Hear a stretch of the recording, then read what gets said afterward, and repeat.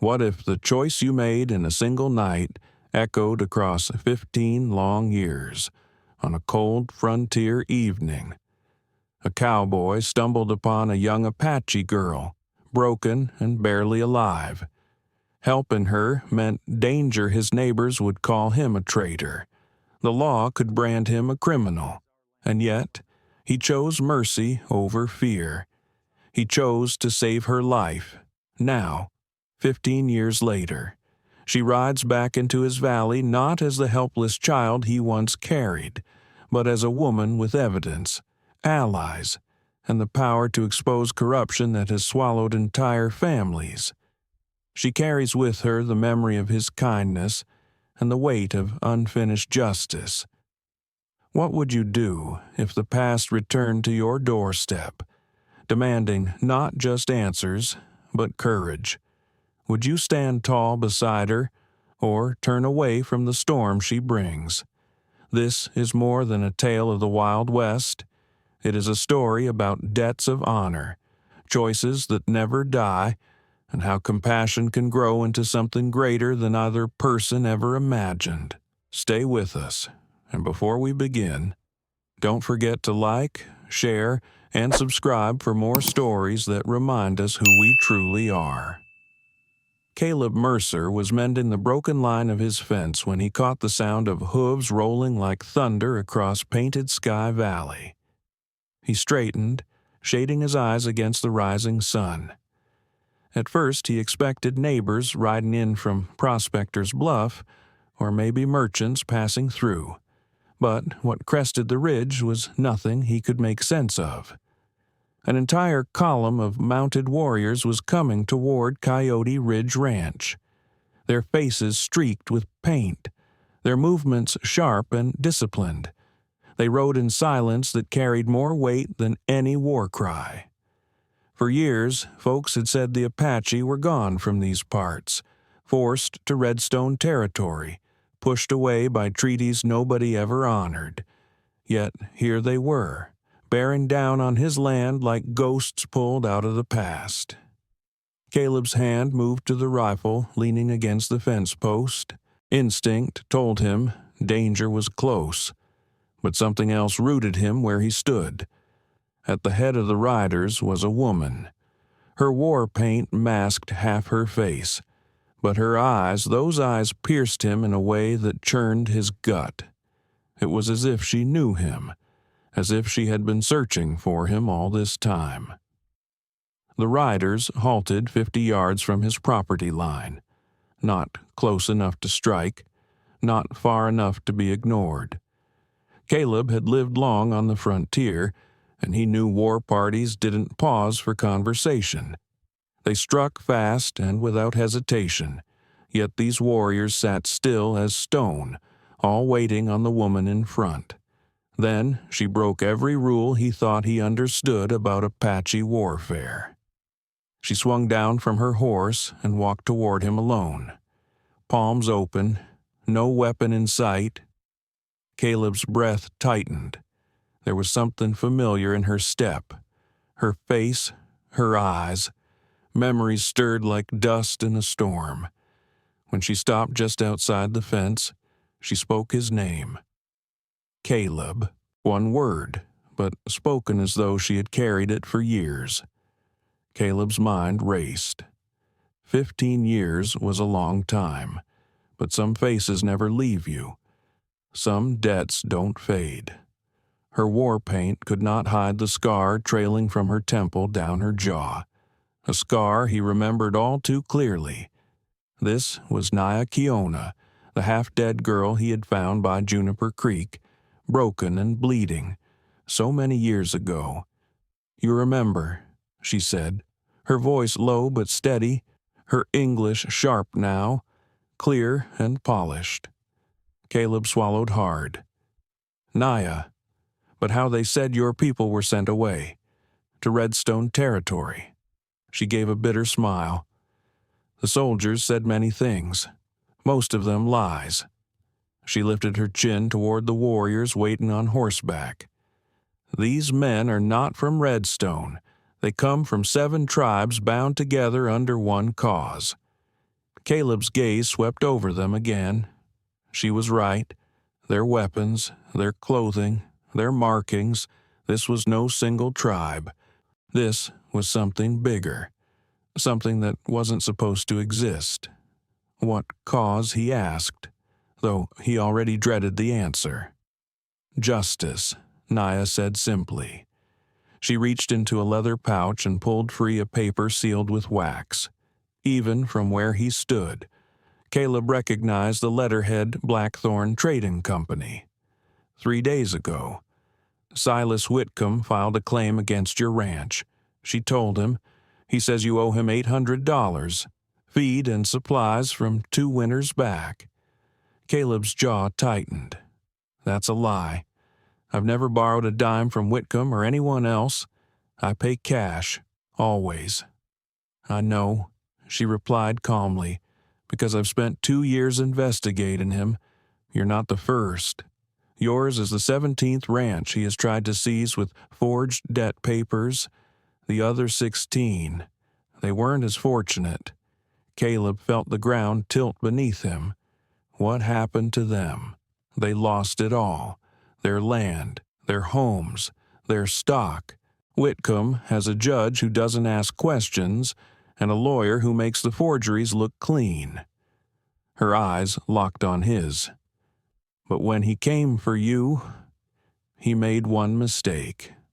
Caleb asked softly. What mistake was that? Naya's voice sharpened. He tried to steal from the man who saved my life, and that is a debt I will never let go unpaid.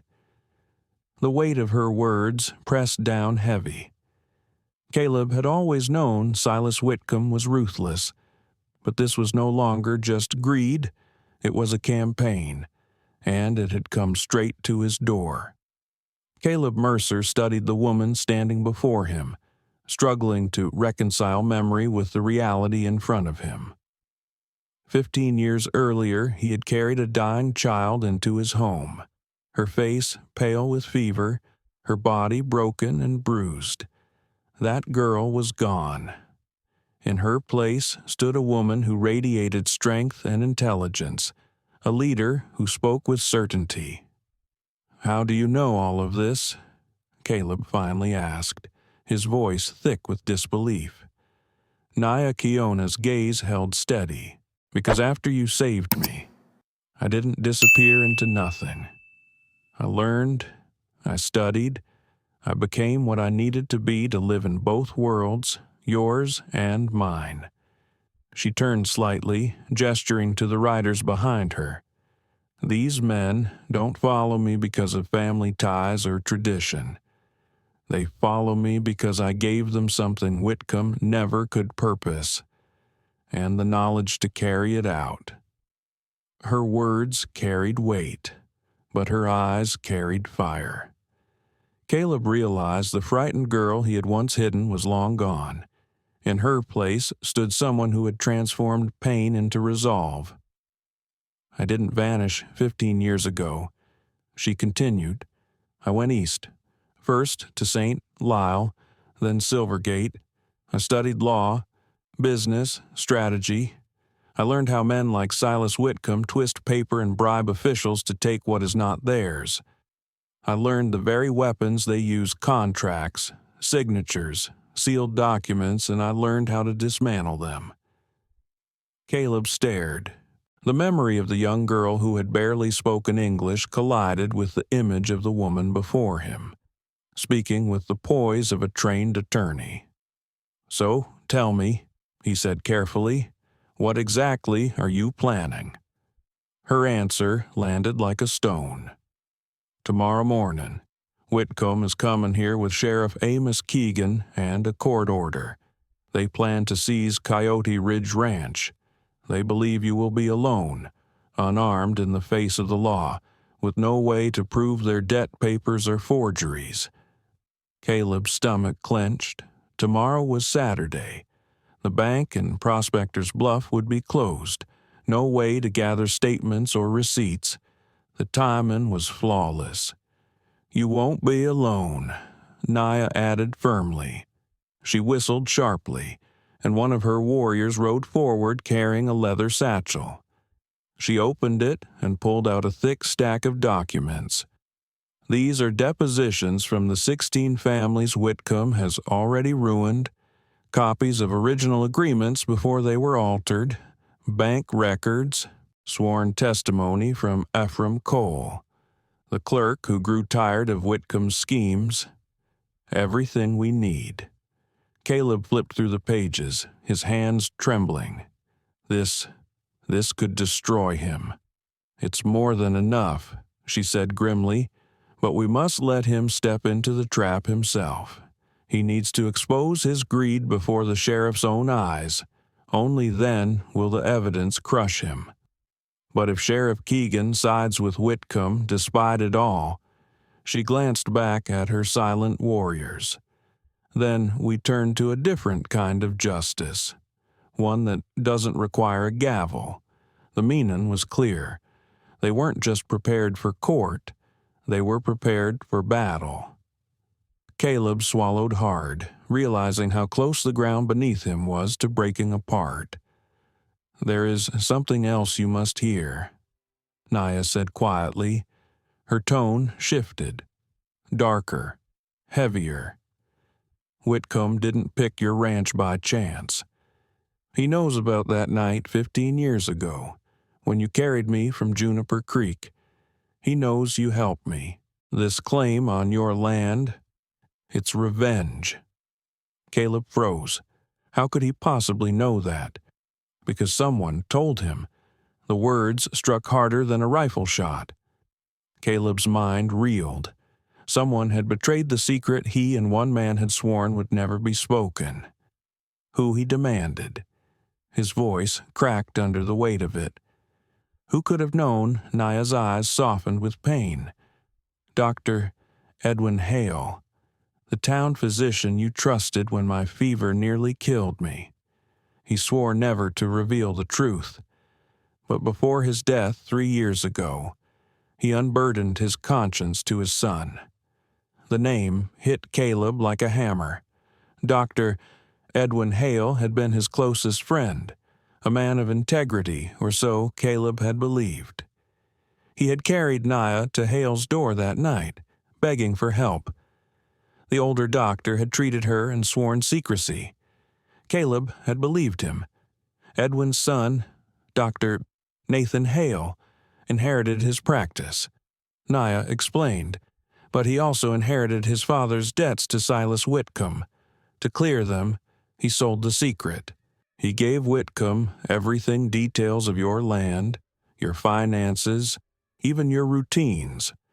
That is how Whitcomb planned this theft so perfectly. Caleb felt sick. Betrayal from strangers was one thing. Betrayal from a friend's son was another. Naya's jaw tightened. What Nathan Hale did not realize was that his father left more than words behind. Edwin Hale kept records, medical notes, sketches of my injuries, even a pressed flower from the plants you gathered to heal me. Records that prove beyond question that I was a wounded child, not a fugitive warrior. Caleb's breath caught. He remembered that night, stumbling along Juniper Creek, searching for wild herbs Naya had whispered about in her delirium. He had gathered willow bark for her fever, prairie sage for her wounds, chamomile to help her rest. Hours of work, driven only by the chance to save her life.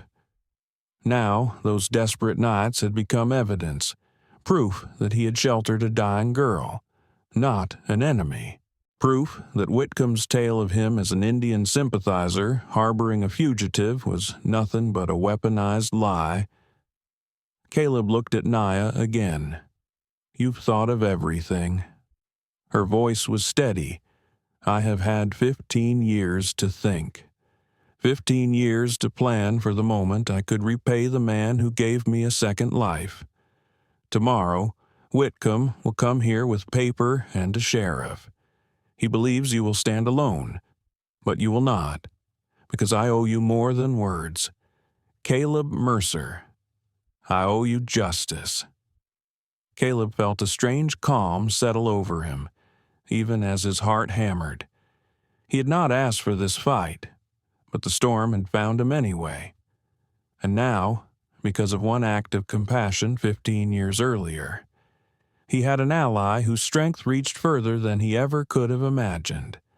Tomorrow would bring a reckoning. Caleb remembered those long nights at Juniper Creek when he had gathered herbs with bleeding hands, desperate to keep a half-dead child alive. Willow bark for fever, prairie sage for infection, chamomile for restless nights. He had followed her broken whispers through the dark because it was the only chance she had. Now, years later, Naya reminded him that those same records, kept by Dr. Edwin Hale, could be the key to saving Coyote Ridge Ranch. "They prove I was dying when you found me," she said, her voice steady, almost clinical. No Apache fighter could have survived in that state. "Those notes and sketches make clear I was a victim, not a threat." Caleb frowned. Why would that matter in a court of law?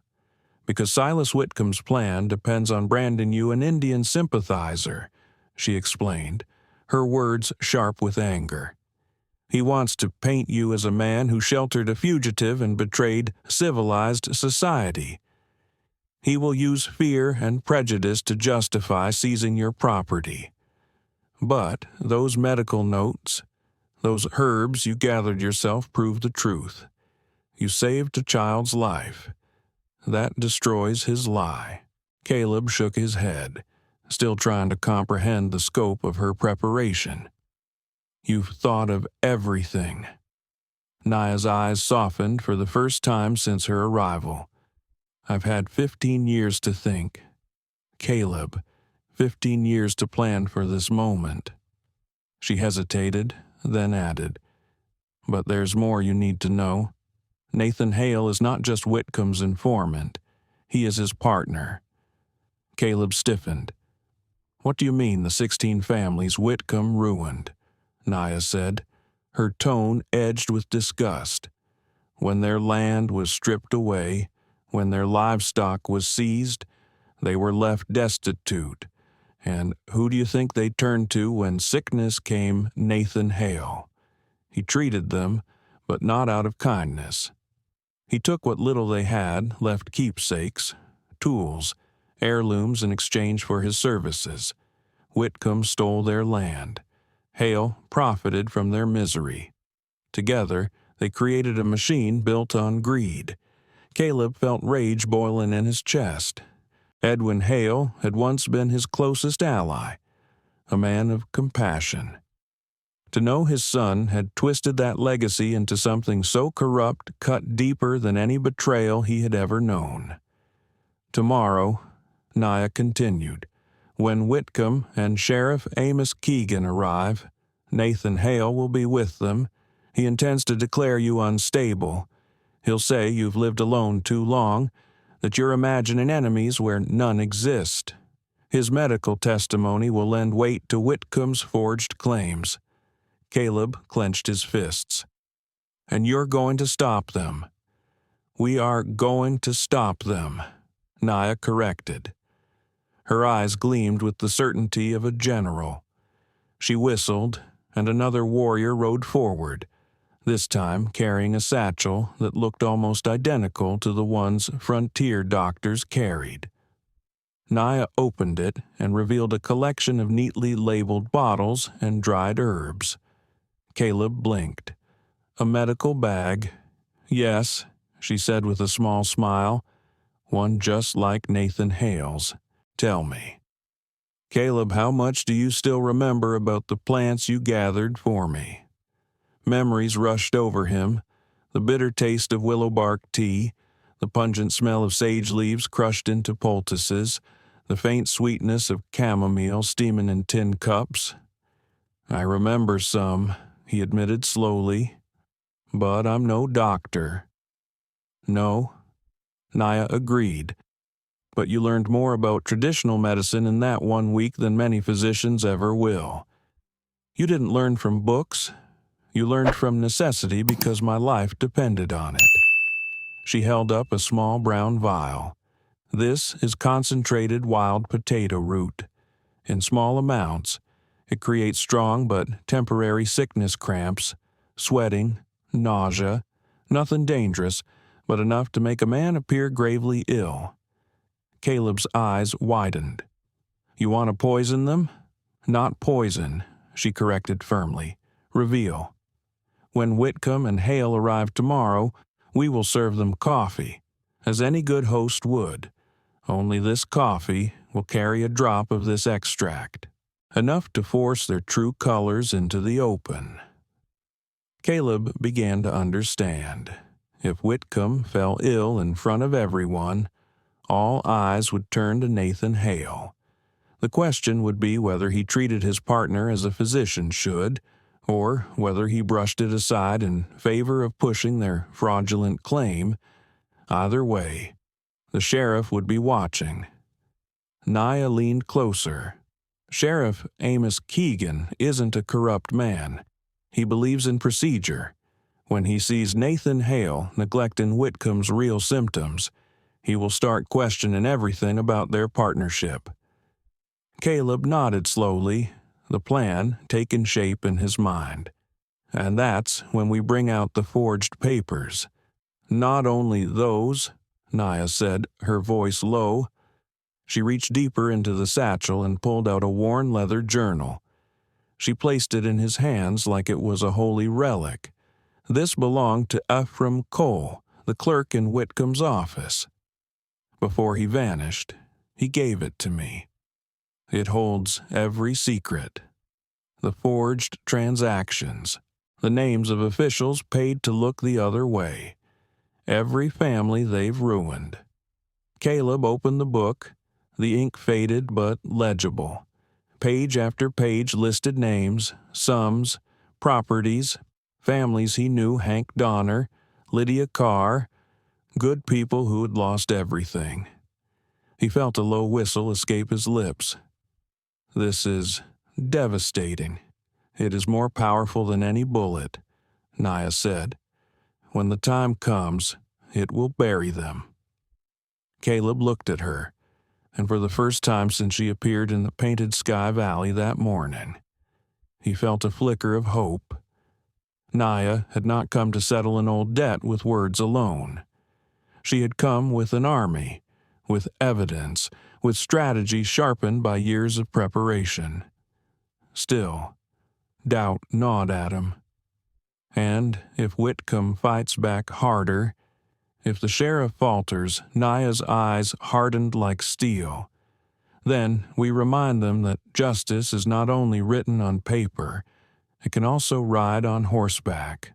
For a long moment, they stood in silence, the weight of the coming storm pressing down on them both. Caleb realized he had been pulled into a conflict larger than himself, but he was not alone. He had an ally who carried the wisdom of two worlds, and who was ready to stand with him against the corruption that had taken root in Prospector's Bluff. Tomorrow would not be a simple dispute over land. Tomorrow would be the reckoning of Silas Whitcomb, Nathan Hale, and the entire rotten system they had built. And, for the first time in years, Caleb Mercer felt ready. Caleb turned the pages of the worn leather journal, his fingers brushing across the neat handwriting of Ephraim Cole. Every line contained dates, amounts, descriptions, even crude sketches of forged seals. It wasn't just evidence, it was a confession. "Why would he help you?" Caleb asked, eyes still on the pages. "Because Whitcomb ruined him too." Naya replied softly. "His parents lost their farm 3 years ago to the same scheme. He tried to make it right from inside the office, but Whitcomb caught on. That's when he came to me. He's safe now, hidden with my people until this is over." She closed the journal with care, then looked at Caleb with an intensity that made his chest tighten. "But there's something else you must know, something that changes everything about tomorrow." Caleb braced himself. What is it? Whitcomb doesn't plan to simply take your ranch. He means to make an example of you. According to Ephraim's notes, he intends to burn your house to the ground after the seizure with you inside if necessary. He's been spreading rumors in Prospector's Bluff that you've been plotting to attack the town with Apache allies. Tomorrow is staged to look like preventive justice. The words landed like a hammer. This wasn't just theft, it was murder, dressed up in the clothing of law. Naya's face grew hard. He never intended for you to survive. Caleb's blood ran cold, then boiled with fury. Then we'd better make sure our plan leaves him no way out. It will, Naya said, her voice steady, but only if you're ready for the chance that words and paper may not be enough.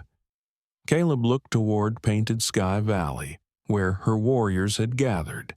Their silhouettes shifted against the gray horizon like watchful shadows. Then he met Naya's eyes again. I've been ready for 15 years. Dawn broke cold over Coyote Ridge Ranch. The air was damp, heavy with the promise of a storm. Naya's warriors had slipped away into the hills before sunrise, unseen but close enough to descend if violence erupted. Only Naya remained, concealed in Caleb's barn with the satchel of herbs, the forged documents, and Ephraim Cole's journal. Caleb sipped his morning coffee on the porch, forcing calm into his muscles while the unease gnawed in his stomach. It wasn't long before he heard hooves drumming against the hard earth. 3 riders came into view: Sheriff Amos Keegan in his starched vest, Dr. Nathan Hale carrying his leather medical bag, and Silas Whitcomb in a fine suit that looked laughable against the raw frontier. "Good morning, Mr. Mercer," the sheriff called, his tone both regretful and firm. "I'm afraid we've got business to settle." Caleb stepped off the porch, calm but alert. "Morning, Sheriff, gentlemen." He gestured toward the house. "Can I offer you some coffee? Just finished brewing a pot?" Whitcomb's eyes glittered with smug certainty. How considerate. Yes, that would be welcome. Inside, Caleb poured 4 cups, just as Naya had taught him, 3 plain, 1 laced with the wild potato extract. He placed the tainted cup in front of Whitcomb, its only marker a tiny chip on the handle that only he recognized. Carrying the tray back outside, he offered it with steady hands. "Here you go. Sugar's already in them." The men accepted. Dr. Nathan Hale looked uneasy, avoiding Caleb's gaze. The sheriff seemed uncomfortable with his duty, though determined to carry it out. Whitcomb alone looked completely at ease, sipping his coffee with the relish of a predator savoring a meal. Sheriff Keegan cleared his throat. "Mr. Whitcomb has filed a claim against you, says you owe him $800, borrowed 2 years back for feed and supplies. He's brought the documentation." Caleb shook his head firmly. "That's false. Sheriff, I never borrowed money from Whitcomb or anyone else. I pay in cash. Always." "Doctor," Hale finally spoke. "Do you have receipts to prove that?" "Of course," Caleb answered. "They're in my house." Whitcomb smirked. "How convenient. Papers can be forged after the fact." The sheriff frowned. "Now hold on. Silas, Caleb's word has always carried weight in this town. Has it?" Whitcomb pressed. He leaned forward, his voice rising with feigned righteousness. "Sheriff, are you aware that Mr. Mercer has a history of harboring dangerous fugitives?" Caleb's pulse kicked, but he forced his face to remain neutral. "What are you implying?" 15 years ago, Whitcomb said, his voice full of false indignation. He gave shelter to an Apache warrior wounded during a raid. He treated the enemy right here at this ranch. That is treason against civilized society. Dr. Hale shifted uneasily. My father's notes do mention medical treatment provided to an Apache individual at this property. Caleb's voice was steady, but his eyes burned. A child. She was no warrior, no raider. She would have died without help. You know that as well as I do. Whitcomb sneered. A potential threat to the community. Nothing less. Harboring her was a crime. The sheriff's eyes flickered, doubt creeping in, but his lips pressed tight. Caleb realized the moment had come. The coffee, the documents, the truth, they all hung in the balance, and somewhere in the barn. Naya Kiona waited with evidence that could turn this staged seizure into Whitcomb's undoing. The trap was set. Now, all that remained was to see who would fall into it first. By his own admission, Caleb had offered shelter to an Apache on his land. The accusation rang in the morning air like a gunshot. Sheriff Amos Keegan frowned deeply, torn between duty and disbelief. "Caleb," he asked, his voice careful, "is this true? You never told me anything about this." Before Caleb could speak, Silas Whitcomb let out a guttural groan. His body folded over, his hand clutching his stomach as sweat poured down his pale face. "Something's wrong," he gasped, his words ragged. Dr. Nathan Hale set his coffee cup down and hurried toward him. Yet Caleb, watching closely, saw something that chilled him. Hale's eyes darted nervously toward the sheriff, as though measuring how his response would be judged rather than tending to the man in pain. "What's wrong with him?" Keegan barked, alarm slipping into his voice. I'm not sure," Hale stammered, fumbling with his stethoscope. "Mr. Whitcomb, can you describe what you're feeling?" Silas groaned louder, his expensive coat soaked through with sweat. "Cramp and nausea, it feels like poison," he croaked. Caleb studied Hale's every move. A capable doctor would have asked about food or drink, checked a pulse, taken a temperature. Instead, Nathan Hale's attention strayed again to the legal folder stuffed in Whitcomb's inner pocket. His hands trembled, but not from the urgency of saving a life. Sheriff Keegan looked uneasy. "Maybe we should postpone this business. Let him recover first." "No," Whitcomb hissed through his teeth, refusing to loosen his grip on the documents. "We finish, now, the papers, the seizure order," and then it happened.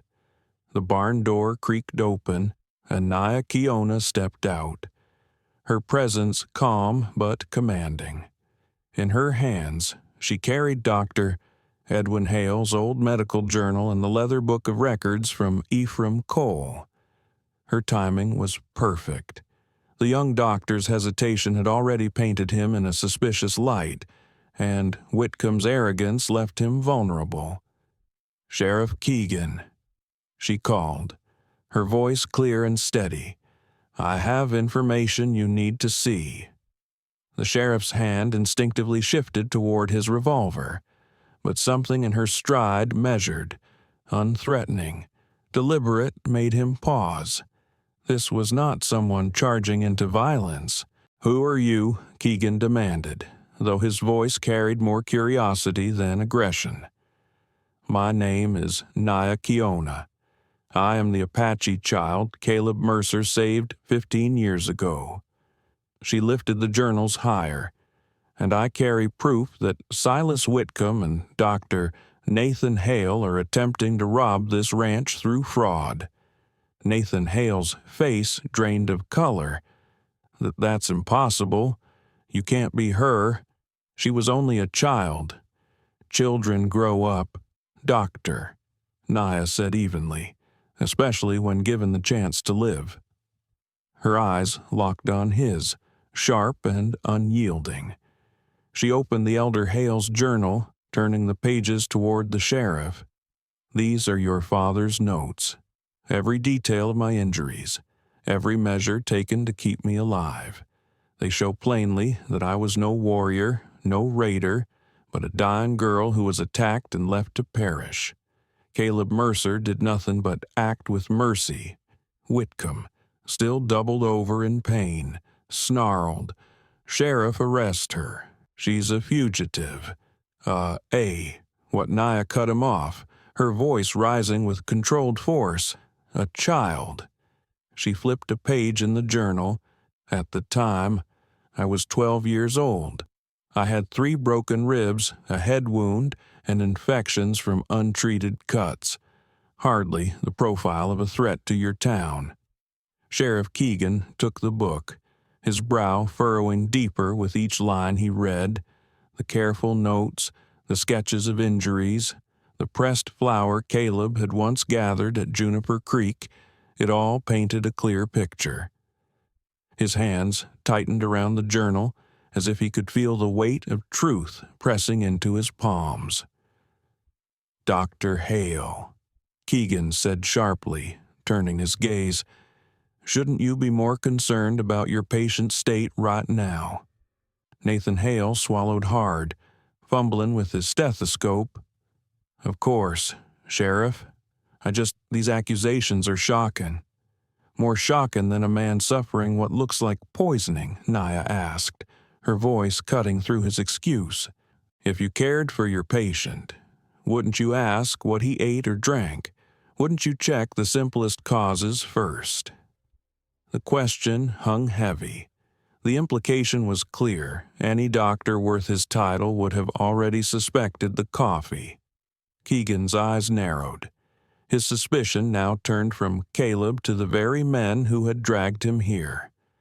"Let me see those debt papers," the sheriff ordered, stepping closer. Whitcomb clutched his coat like it was a lifeline. "These papers are legal, binding." But Naya produced Ephraim Cole's leather journal. "Sheriff, here lies the truth. Page after page. It details exactly how Whitcomb manufactures false debts, the forged seals, the bribed officials, even the names of the families he destroyed." Keegan opened it, his jaw tightening as he turned the pages. The handwriting was neat, the details precise, the seals sketched in damning likeness. Every mark reeked of fraud. His eyes lifted, cold and heavy. "These match the very seals on your order." "Silas," Whitcomb's face twisted in fury, his body betraying him as cramps racked through his frame. "She's lying. He broke off, clutching his side, his pride unraveling alongside his health. The morning air at Coyote Ridge Ranch had shifted. What began as a staged seizure now teetered on collapse. Sheriff Amos Keegan stood with evidence in his hands that could topple one of the most powerful men in Prospector's Bluff. And Caleb Mercer, though silent, felt the tide turning at last. For the first time in years, he allowed himself to believe that justice might be possible. Sheriff Amos Keegan lowered the leather-bound journal in his hands, his brows pulled into a heavy scowl. "Where did you get this?" he asked, his tone sharp and suspicious. "From Ephraim Cole." Naya Kiona answered without hesitation. Her voice carried calm authority, the kind born of years preparing for this very moment. He worked inside Whitcomb's office until the day he couldn't stomach it anymore. Before he disappeared into hiding, he documented everything he'd seen: the forgeries, the seals. The officials paid off to look the other way. 16 families already lost their ranches to this scheme. Caleb's land was meant to be number 17. The words dropped like stones in still water. Dr. Nathan Hale, pale and sweating nearly as much as Whitcomb, finally seemed to realize the depth of the trap closing around him. "Sheriff, you must believe me," he stammered. "I had no knowledge of any fraudulent activity. I was simply performing my professional duty." "Your professional duty," Naya's voice cut through him like a blade. "Is that why you've yet to even examine your patient properly? Why you haven't asked the simplest questions about what might have caused his condition? Any competent physician would have immediately suspected something ingested."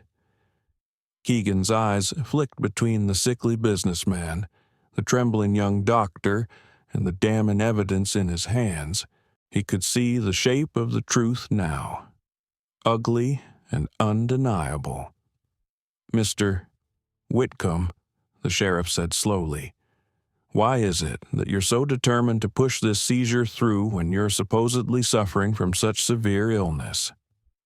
Silas Whitcomb's eyes darted wildly, his forehead beaded with sweat. Pain twisted his face, but Caleb could see calculation flickering behind his discomfort. Cornered animals were always dangerous, and Whitcomb was nothing if not cornered. "You don't understand," he rasped.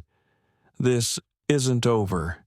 Even if these papers are questioned, there are others important men who will see my claims through, men who won't let this die."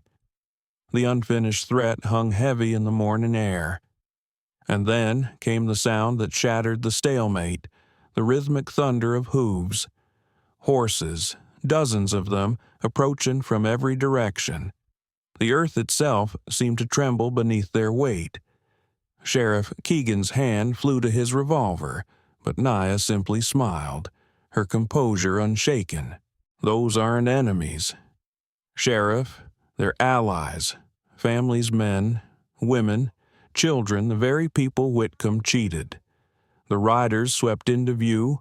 Some came on horseback, others in worn wagons, and a few trudged on foot. Their faces bore the weathered lines of hardship. But what struck Caleb most was the steel in their eyes. These were not broken victims anymore. These were citizens who had lost everything and finally found the courage to stand together. Sheriff Keegan's hand fell from his weapon as recognition crossed his face. "Tom Bradley, Sarah Hutchkins, what in God's name are you all doing here?" An older man, his hands calloused from years behind a plow, dismounted and stepped forward. "We're here because of her." He pointed toward Naya. "She told us today would be the day the man who stole our homes would face justice. Dr. Nathan Hale sputtered. "These people are clearly mistaken." Mistaken. A young mother with 3 children clinging to her skirts spoke, her voice trembling with emotion but steady with truth. "Doctor, you were there when he stole our farm. You examined my husband and declared him unfit to make decisions. Right after, he refused to sign over our deed. Do you remember that Keegan turned toward Hale, his suspicion deepening with each word? You declared people mentally incompetent. To aid Whitcomb's claims, color rushed to Nathan Hale's face. I only provided medical assessments when asked. Honest assessments. Honest." Tom Bradley barked out a bitter laugh. "You said I was suffering from frontier dementia because I couldn't recall borrowing money I never borrowed. Then Whitcomb used your so-called diagnosis to convince Judge Caldwell I wasn't fit to testify. You called it medicine. I call it betrayal." Naya stepped forward, lifting Ephraim Cole's journal once more. "Sheriff, page 43 lays it out plainly. Dr. Hale would declare landowners mentally unstable. Whitcomb presented forged debt papers. Judge Caldwell approved the seizures without question. Every case followed the same script." Keegan thumbed through the journal, his lips moving silently as he read. Then, aloud, he spoke the words written in Cole's careful hand. Standard procedure. "Hale declares the rancher mentally compromised due to isolation or stress. Caldwell accepts medical testimony without verification. Transfer of property completed within 24 hours to prevent appeals. The sheriff's face darkened. He looked up, his jaw tight as iron. The families pressed closer, not with weapons drawn, but with documents, letters, receipts clutched in calloused hands. Their fury was not the wild rage of vigilantes, but the measured strength of people demanding the law serve them for once. Silas Whitcomb tried to rise, but his legs buckled. He clutched his coat tighter, still shielding the fraudulent documents like a shield. "This is all fabricated nonsense," he snarled. "These people are bitter. My business dealings are legitimate." Legitimate. Sarah Hutchkins held up a paper, her voice steady but sharp as a whip. "Then explain this. Whitcomb, this loan paper you claim my husband signed. That's not his handwriting. I brought samples from his real letters. The signatures don't match. One by one, the families produced their own pieces of truth, letters with genuine signatures that clashed with Whitcomb's false notes, receipts proving supplies had been purchased with cash, neighbors who had witnessed transactions firsthand. It was like a flood breaking through a dam. Each voice added weight. Each paper added proof. Sheriff Keegan stared, wide-eyed, as the mountain of evidence piled higher. How did you all gather this?" he asked, almost in disbelief. Tom Bradley turned to Naya, his face grim but grateful. "She did. Naya spent 2 years finding us, helping us piece our stories together, showing us how to preserve evidence so it couldn't be dismissed. She gave us hope when the law had turned its back. The air around Coyote Ridge Ranch grew electric. The stolen voices of 16 families now roared in unison. For the first time in years, they weren't silenced victims. They were witnesses, standing shoulder to shoulder, ready to demand justice not with bullets, but with truth. And Silas Whitcomb, the man who had built his empire on fraud and fear, was starting to realize that his empire was crumbling one page, one voice, one family at a time. The families stood shoulder to shoulder, their voices and documents forming a wall of truth that no lie could breach. Naya Kiona met Caleb Mercer's eyes, her expression calm, resolute. She had promised him that justice required more than anger, it demanded proof, unity, and timing. And now, all three had converged. Dr. Nathan Hale, desperate, tried to claw his way back into relevance. "Sheriff," he said, his voice cracking, "even if there are questions about Whitcomb's business practices, that doesn't change the fact that Mercer harbored a fugitive, a 12-year-old child, dying from her wounds." Naya interrupted, her voice firm but even. She held up the elder Hale's journal. "Your own father's records prove it beyond doubt. Unless you wish to stand here and declare your father either incompetent or dishonest." Nathan froze. The trap snapped shut. If he discredited the journal, he destroyed his father's reputation and his own career.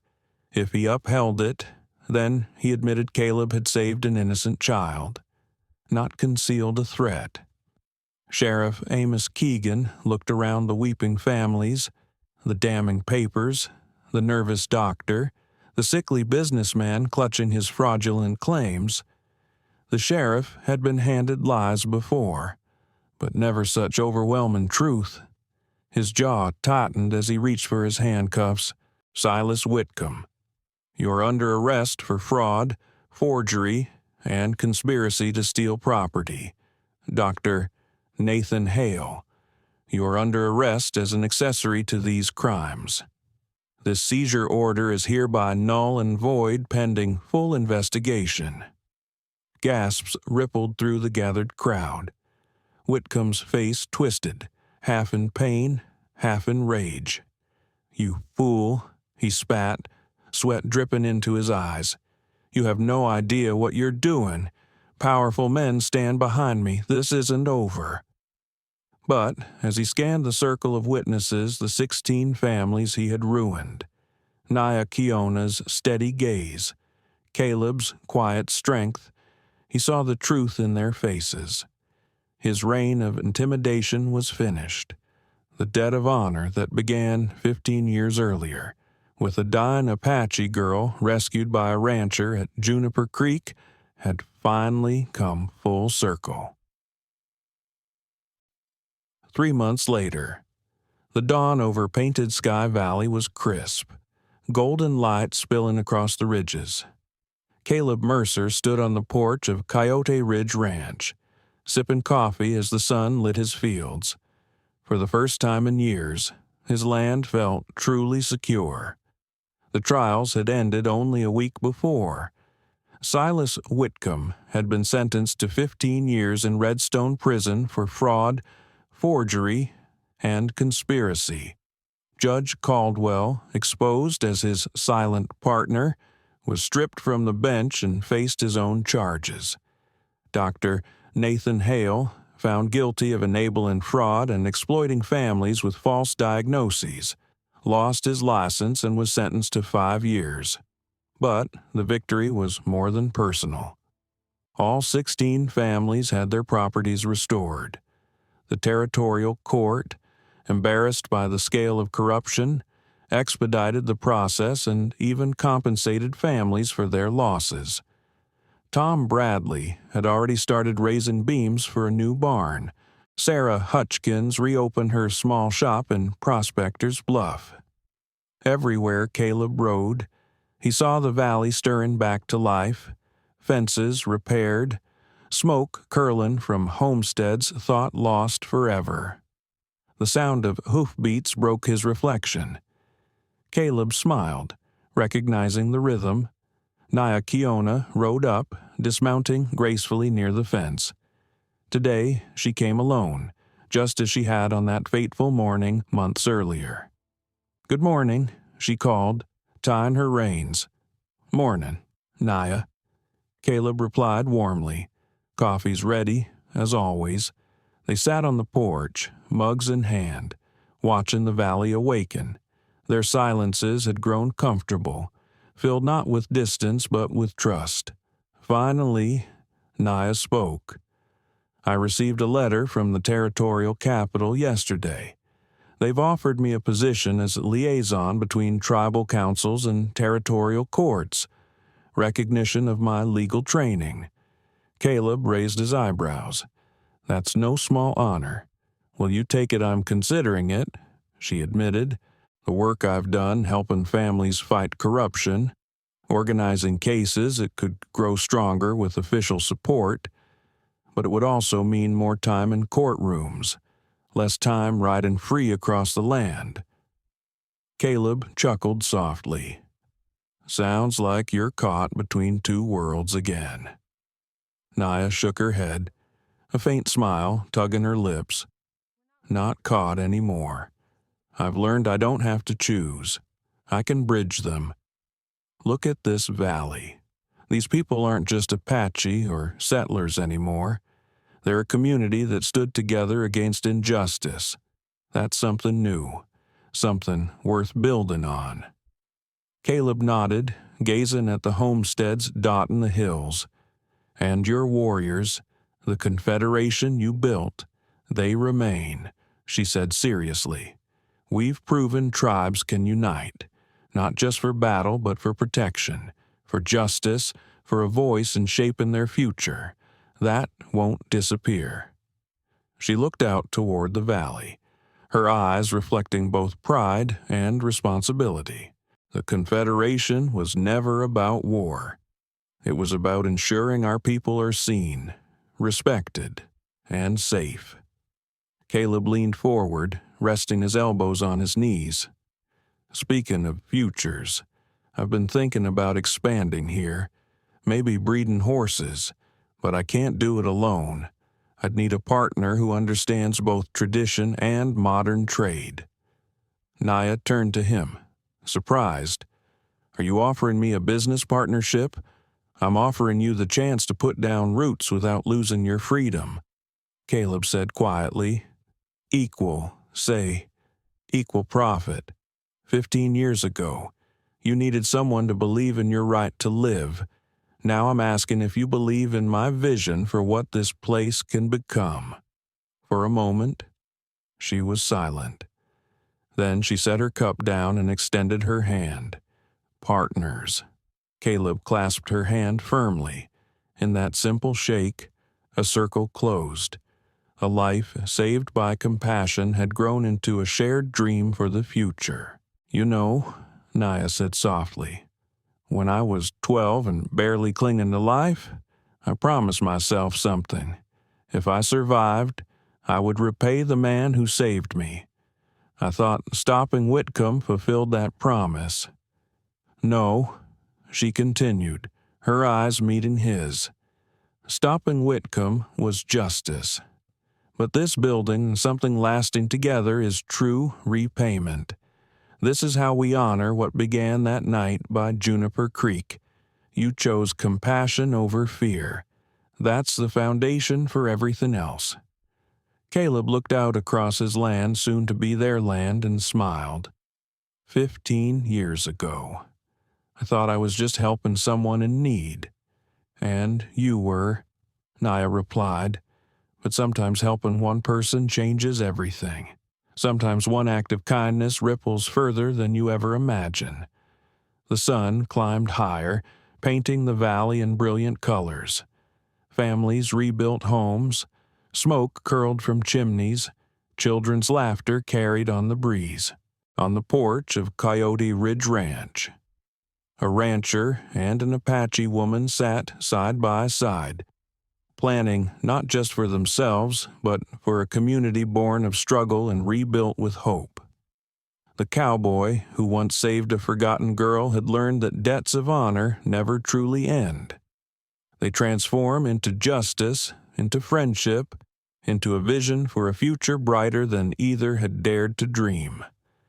The valley stretched before them, full of possibilities, full of life, and both knew, without words, that the best was still to come.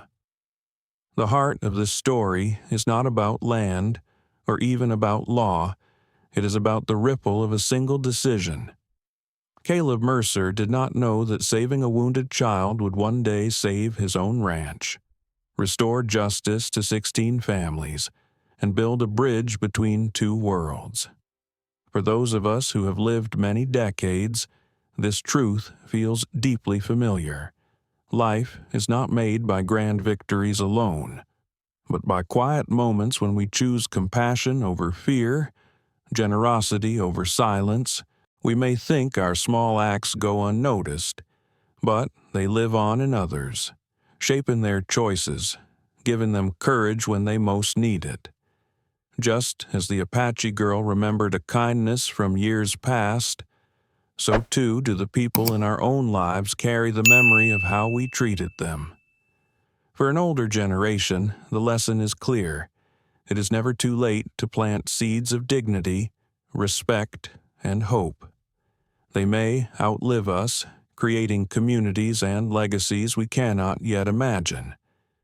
In the end, justice is not only about punishment, it is about what we build together from the ruins of what was broken.